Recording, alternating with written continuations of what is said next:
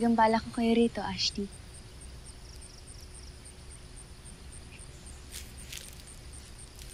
Kung wala kayong gagawin mamayang gabi, nais ko sana kayong anyayahan na maghapunan sa Lireo.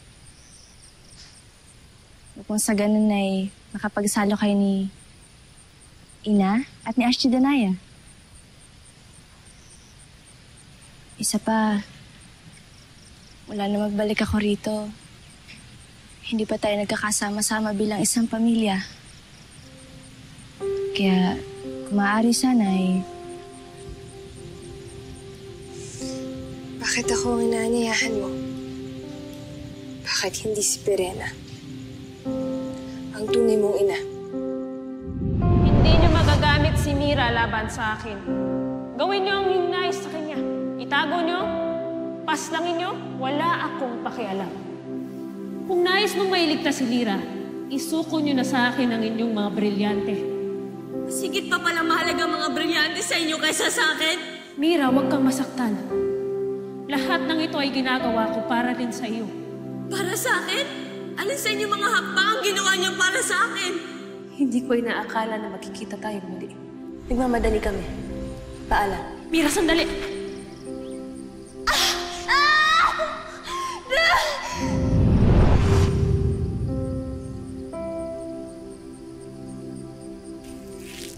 Hindi mo kaya.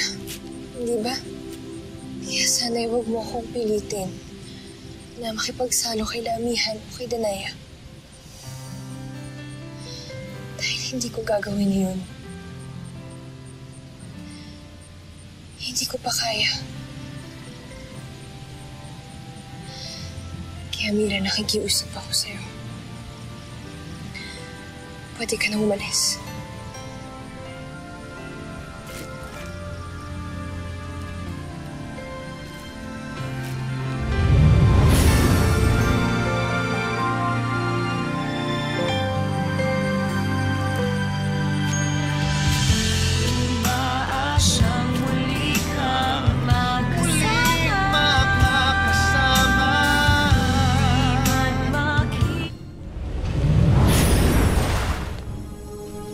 Mira, hindi ikaw ang dinalaw ko rito.